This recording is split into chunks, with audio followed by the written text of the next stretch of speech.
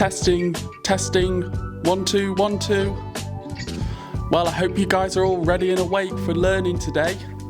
Welcome back to my channel. I hope you've had an amazing week. This is GP Made Easy, and I'm Dr. Daniel Follows. So today we're going to be covering depression, as it's a common presentation, especially in the UK, and it can cause quite a bit of disability for most patients. But before we do, don't forget to like, comment and subscribe so I know that you're enjoying this content. But anyway, let's get on with the video. So first of all, a little bit of background information. So depression is defined as the absence of a positive effect or a loss of interest and enjoyment in ordinary things and experiences, with low mood and a range of associated cognitive, emotional, physical and behavioural symptoms.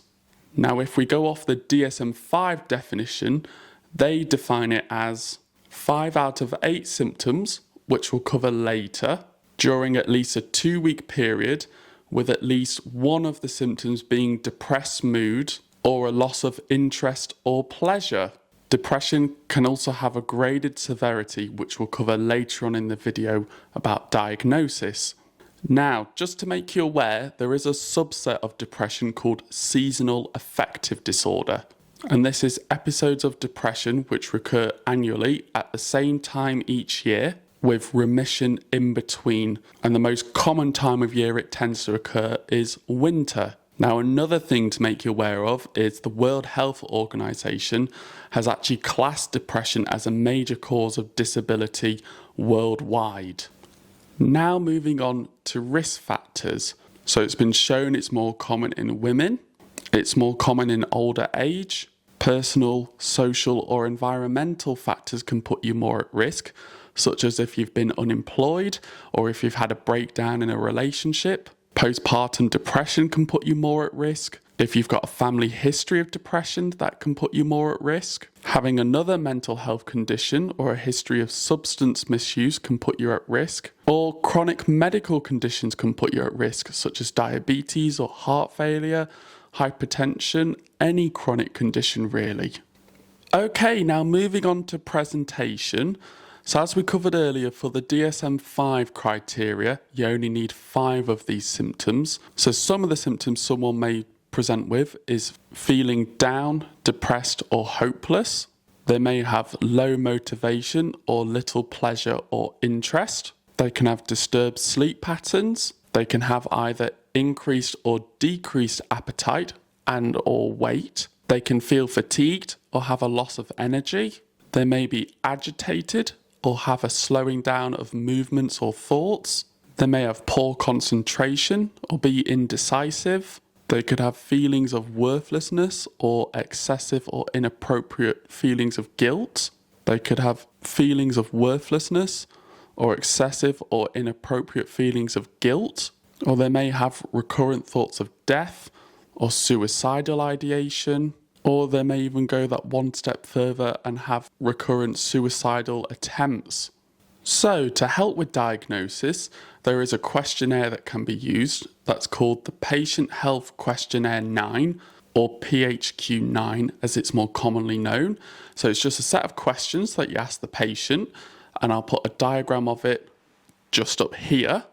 And then once they've answered all the questions, it gives you a mark which shows you the severity of their depression, with 5 being mild, 10 being moderate, 15 being moderate to severe, and 20 and above being severe.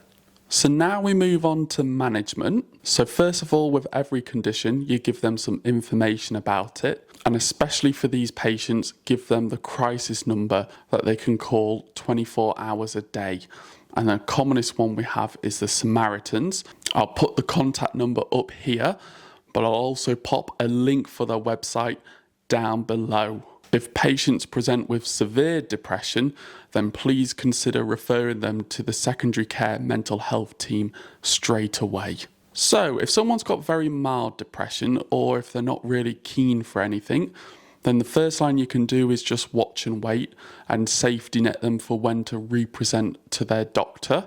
Then next would be offering them talking therapies, as this gets to the root cause and helps break that cycle. So in most of the UK, referral to talking therapies is a self-referral, so please contact your GP practice for the contact details. And next, if that didn't work, then you'd move on to antidepressant medications. And the commonest ones we have are the selective serotonin reuptake inhibitors, or SSRIs as they're commonly known. And the first line ones they recommend are sertraline or citalopram. If they didn't work, you could move on to the selective noradrenaline reuptake inhibitors, such as duloxetine or venlafaxine or mirtazapine.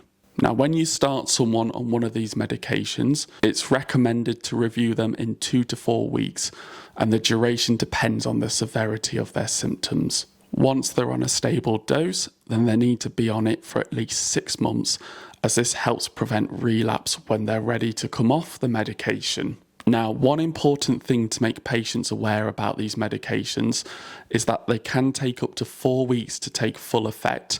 And for some patients, in the first 2 weeks, it can make them feel worse before it starts to make them feel better. If you've tried all of these and the patient is still struggling, then you would refer them on to secondary care services. Well, that's it for today's video. I hope you found it helpful and learned something new. Don't forget to like, comment and subscribe so I know that you're enjoying this content. And as I stated earlier, I will also link the resources I used down below. If there is anything you'd like me to cover in future, then don't forget to let me know in the comment section and I will pick them up in future videos. I also post more regularly shorter videos on YouTube Shorts, Instagram and TikTok. It's just up there and it's the same name, it's GP Made Easy.